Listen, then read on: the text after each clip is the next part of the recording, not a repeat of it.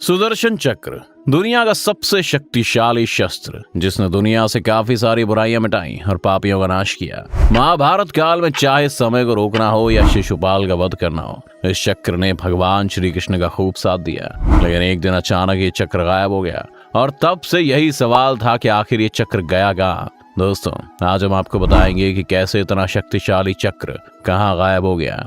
सुदर्शन चक्र हिंदू माइथोलॉजी के हिसाब से दुनिया का सबसे शक्तिशाली हथियार है।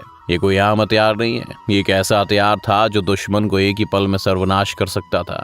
ये भगवान विष्णु का शस्त्र था, जिसे भगवान विष्णु और उनके अवतार ही धारण कर सकते थे।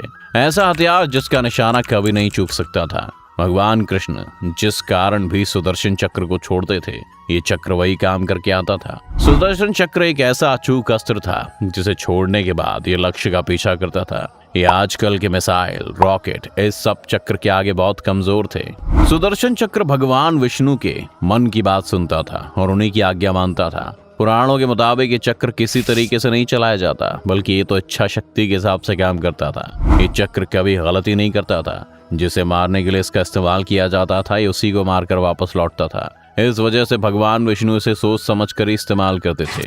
महाभारत के युद्ध में भी श्री कृष्ण ने आखिरी बार इस शस्त्र का इस्तेमाल किया था। उसके बाद सुदर्शन चक्र के इस्तेमाल का कभी कहीं जिक्र नहीं मिलता था। आखिर कहाँ गया शक्तिशाली चक्र, बताएंगे दोस्तों आपको। लेकिन उससे पहले जानते हैं कि ये चक्र दिखता कैसा था और भगवान विष्णु को आखिर ये मिला कहाँ से। इस चक्र की आकृति को लेकर भी पुराणों में अलग अलग वर्णन मिलता है। ऋग्वेद के मुताबिक सुदर्शन चक्र एक गोल चक्र है जिसमें 108 ब्लेड्स हैं। ये चक्र कई योजन की दूरी तय कर सकता है। एक योजन में करीब 8 माइल्स होते हैं। वामन पुराण के मुताबिक इसका केंद्र वज्र से बना हुआ है। इसके केंद्र में 12 तीलियां हैं, तो वहीं 6 नाभि हैं।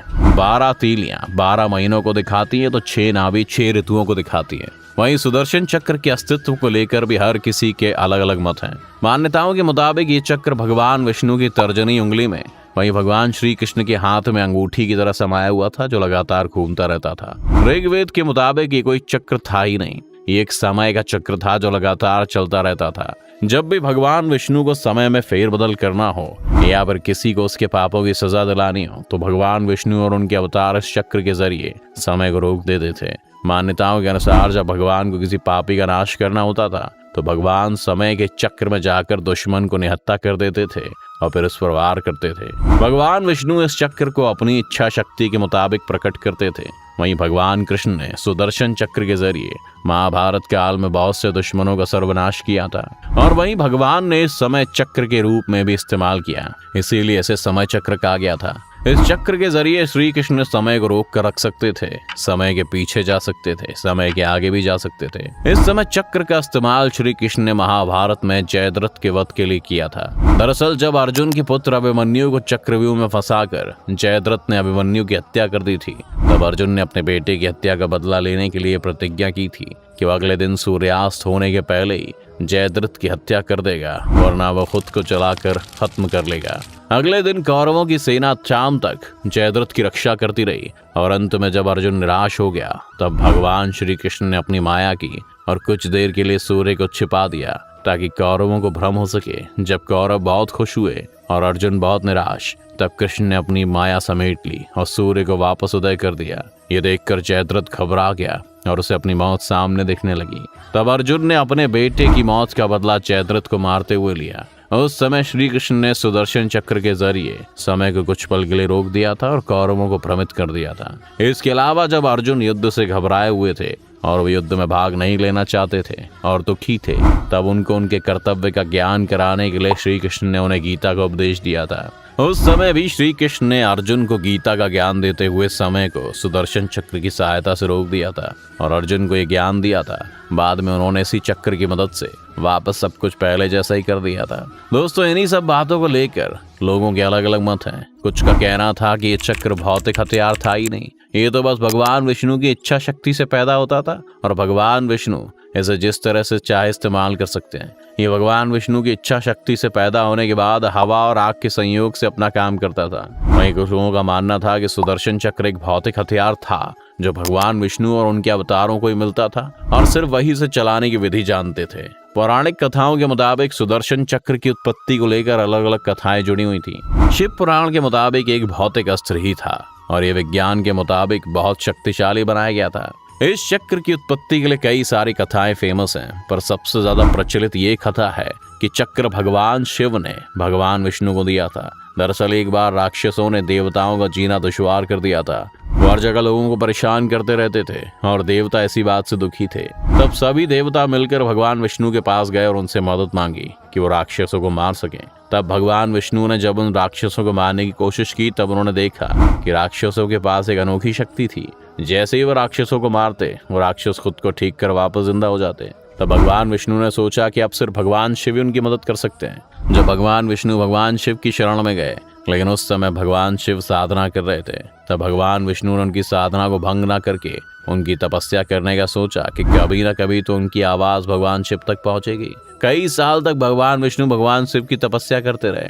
जब भगवान विष्णु भगवान शिव की उपासना कर रहे थे, तब वो रोज भगवान शिव को 1000 कमल के फूल चढ़ाते थे। उनकी भक्ति को देखते हुए एक बार भगवान शिव ने विष्णु जी की परीक्षा लेने की सोची। एक दिन जब भगवान विष्णु भगवान शिव के लिए फूल इकट्ठा कर रहे थे, तब भगवान शिव ने एक फूल छिपा दिया। एक फूल कम पाकर भगवान विष्णु ने सोचा कि मेरी आंखें भी कमल के जैसी हैं। इस वजह से उन्होंने अपनी एक आंख फूल की जगह चढ़ा दी। ये देखकर भगवान शिव बहुत खुश हुए और उन्होंने भगवान विष्णु को सुदर्शन चक्र दिया, जो एक ही पल में किसी भी दुश्मन का सर्वनाश कर सकता था। तब से ही भगवान विष्णु के पास ये चक्र मौजूद था। सुदर्शन चक्र 2 चक्रों से मिलकर बना था, जो लगातार अलग अलग दिशाओं में घूमते रहते हैं। शिव पुराण के मुताबिक इसमें 108 नहीं बल्कि 10 लाख ब्लेड्स हैं। पौराणिक कथाओं के मुताबिक यही कथा सबसे ज्यादा प्रचलित थी। वैसे दोस्तों, इस चक्र को लेकर और भी कथाएं हैं। पुराणों के मुताबिक ये चक्र विश्वकर्मा ने बनाया था। सूरज के तेज से विश्वकर्मा ने 3 चीजों को बनाया था, जिनमें सुदर्शन चक्र, पुष्पक विमान और त्रिशूल शामिल था। वाल्मीकि रामायण में वर्णन है कि भगवान विष्णु ने चक्रवन नाम के पहाड़ पर हायग्रीव नाम के राक्षस को मार दिया था और उससे विश्वकर्मा द्वारा बनाए गए चक्र को छीन लिया, ताकि इसका कोई गलत इस्तेमाल ना कर सके। पर दोस्तों, ये बात सही नहीं मानी जाती, क्योंकि पौराणिक कथाओं में ये बात का उल्लेख था कि इस चक्र को भगवान विष्णु के अलावा कोई और नहीं चला सकता था, ना ही इसे चलाने की विधि जानता था। कुछ शास्त्रों में ये भी लिखा था कि इसे भगवान बृहस्पति ने बनाया था। उन्होंने चक्र ब्रह्मा, विष्णु, महेश तीनों की शक्तियों को मिलाकर बनाया था और अंत में उसे भगवान विष्णु को सौंप दिया गया। ये कथाएं दोस्तों कुछ मतों में सही नहीं लगती। लोगों का मानना था कि भगवान विष्णु ने चक्र खुद ही पैदा किया था, क्योंकि वो खुद को चक्रधारी मानते थे। ये तो सभी मत इस चक्र की उत्पत्ति को लेकर हैं, लेकिन जो बात आज भी रहस्य बनी हुई है वो ये है कि आखिर ये सुदर्शन चक्र आज कहाँ है। भगवान विष्णु का भगवान कृष्ण के बाद कोई अवतार नहीं हुआ, ना ही उनके बाद कभी इस चक्र का कोई उल्लेख हुआ है। दोस्तों, इस सवाल का एक जवाब भविष्य पुराण में मिलता है कि जब श्री कृष्ण ने अपनी देह त्यागी, तब ये चक्र भी उनके साथ ही धरती में समा गया और आज भी ये वही है। कलयुग में अपराध बढ़ जाने पर जब भगवान विष्णु कल की अवतार लेकर वापस आएंगे, तब ये चक्र भी उनको मिल जाएगा, क्योंकि ये चक्र चक्रधारी विष्णु जी का ही था। तो दोस्तों, ये थी सुदर्शन चक्र के बारे में पूरी जानकारी। दोस्तों, आप सुदर्शन चक्र को लेकर क्या सोचते हैं, हमें कमेंट सेक्शन में जरूर बताएं। अगर आपको वीडियो पसंद आए तो इसे लाइक और शेयर जरूर करें। साथ ही अगर आप चैनल पर नए हैं तो इसे सब्सक्राइब करना और बेल आइकन दबाना बिल्कुल ना भूलें।